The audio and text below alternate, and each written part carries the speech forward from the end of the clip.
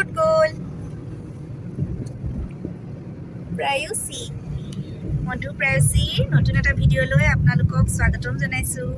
সদায়ৰ দৰে আজিও ভিডিঅ'টো বাহিৰতে আৰম্ভ কৰিছোঁ, ঘৰত আৰম্ভ কৰা নহয়েই। আজি ওলাই আহিছোঁ নগাঁৱলৈ বুলি। আজি আৰু অংশুমানক দেখুৱাই নাই নহয়, এইফালে। আজি অংশুমানৰ খুৰাৰ ল'ৰাৰ বিয়া মানে জোৰণ আৰু বিয়া হৈ গ'ল, আৰু আজি হ'ল ৰিচেপশ্যন। প্ৰায়ুষী আৰু মোৰ গা বেয়া হৈ থকাৰ কাৰণে আমাৰ বিয়ালৈ যোৱাই নহ'ল, সেইকাৰণে আজি ৰিচেপশ্যনলৈ বুলি ওলাই আহিছোঁ। ইফালে প্ৰায়ুষীৰ পৰীক্ষাও আৰম্ভ হৈছে, ফাইনেল এক্সাম আজিৰ পৰা আৰম্ভ হৈছে। আজি পৰীক্ষা দি উঠিয়ে ঘৰলৈ আহি কাপোৰ কানি চেঞ্জ কৰি একদম ডাইৰেক্ট বিয়ালৈ বুলি ওলাই আহিছোঁ। বাকী কালি গুৱাহাটীত খুব বৰষুণ দিলে, বৰষুণ দিয়াৰ কাৰণে বতৰটো ঠাণ্ডা হৈ গৈছিলে, কিন্তু আজি অলপ ৰ'দটো ওলাইছে। ৰ'দটো ওলোৱা দেখি অলপ ভাল লাগিছে। বাকী নগাঁৱত বতৰ কেনেকুৱা তাত গৈহে গম পাম। শুনি আছোঁ খুব ঠাণ্ডা পৰিছে বুলি, বাকী আপাৰ আছামতো খুব বৰষুণ আৰু ঠাণ্ডা বুলি শুনি আছোঁ। ক'ত কেনেকুৱা বতৰ আপোনালোকে জনাবচোন।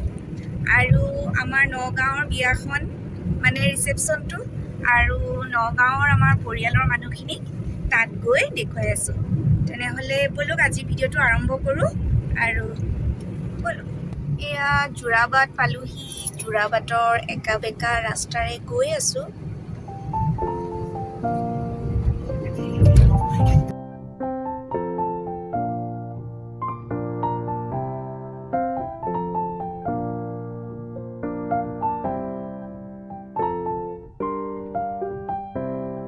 মানুহে ৰাস্তাত গ'লে মানে ফুৰিবলৈ গ'লে কিছুমানে ৰাস্তাত শুই যায়, কিছুমানে গান শুনি যায়, কিছুমানে কথা পাতি যায়, কিন্তু মই ৰাস্তাবোৰ চাই খুব ভাল পাওঁ।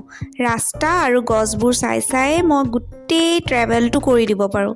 সেইকাৰণে আপোনালোককো দেখুৱাইছোঁ। চাওকচোন, ৰাস্তাটো ইমান ভাল লাগিছে, দুয়ো কাষে গছ আৰু মাজেৰে ৰাস্তাটো। মই এয়া চাই গৈ থাকোঁ জানেনে। ইফালে এইয়া প্ৰায়ুষীৰ টোপনি আহিলে। সেই ৰাতিপুৱা 6টা বজাতে উঠি পৰীক্ষা দিব গ'ল, আহি শুলেহি।